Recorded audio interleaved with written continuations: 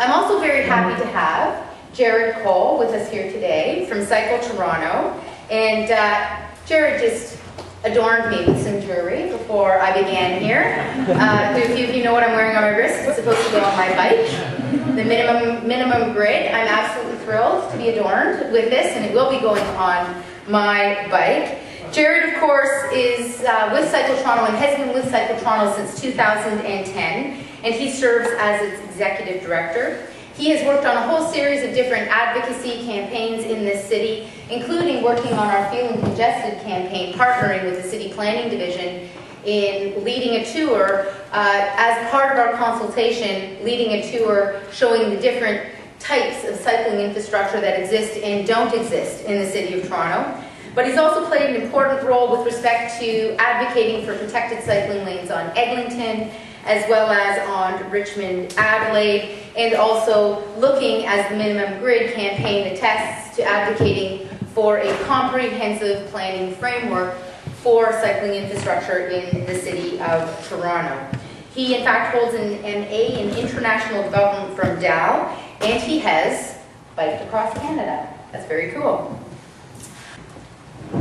Okay, so, hey everyone, my name is Jared from Cycle Toronto. The question is, what is Cycle Toronto? I just want to start with that. I think Cycle Toronto really ultimately is a vehicle. It's a vehicle for people to get engaged within and be able to move projects through from a political and community organizing perspective. We're an organization with 2,800 members citywide, and that works on a campaign-by-campaign basis. Now, with all that said, bike lanes in the City of Toronto in 2012. When you pause to think about that for a second, when you pull back the layers from where we are now in our political discourse and go back to 2012, I need to remind you that we had just removed bike lanes on Pharmacy and on Birchmount. We had just approved the removal of bike lanes on Jarvis. We had a very, very strong mandate on council to effectively stymie the further evolution of bicycle infrastructure on street in the City of Toronto. Enter Eglinton. Enter the Eglinton Connects process.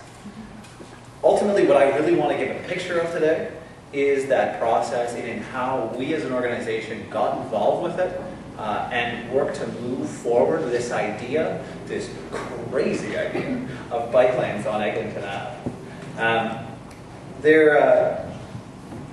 This is that street. This is Eglinton. Eglinton comes in all sorts of different shapes and sizes, as Paul articulately pointed out earlier. This is Eglinton at Don Mills. One lonely cyclist in a blur of cars and in a fairly hostile environment with a built form that ultimately, currently, doesn't service cycling. Yet here was this incredible opportunity. And so we had volunteers that approached us and said we want to turn Eglinton into an opportunity where we can move an idea of protected bike lanes through the whole corridor forward. What we did as an organization was we moved and elevated it to become an organization-wide campaign. And we got engaged. The idea of making a protected facility within the context of a transformed Eglinton was one that we really grabbed onto. With that said, I remember one of the first meetings that I went to and chatting with planning staff. And planning staff said, Jared, there is no way that there will ever be bike lanes on Eglinton. Now, you don't usually tell a bike advocate never, as many of us folks in this room know. What we wound up doing after creating it as an organizational campaign, we launched a working group that met monthly. But we quickly recognized that cycling advocates weren't going to be the ones that were ultimately going to be able to successfully tell this story. We could do all the work from the community organizing perspective. We could, as we do as an organization, we launch ward groups, and we currently have 23 active groups in the City of Toronto.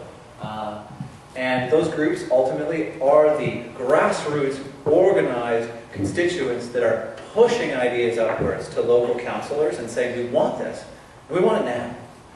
We want to make it happen as soon as possible. And they build those relationships with local BIAs, with schools, and with, especially with their local councillor.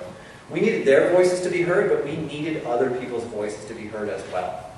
A lot of the work that we wound up doing, and in great campaign and community organizing, is in getting support letters from local schools, from principals. It's through relationship building. It's through outreach to local businesses and to BIAs, and to create an ultimate network that can defend a project in an era of hostility towards cycling infrastructure.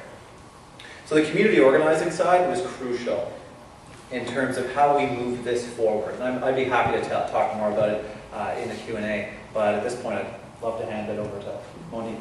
Thanks.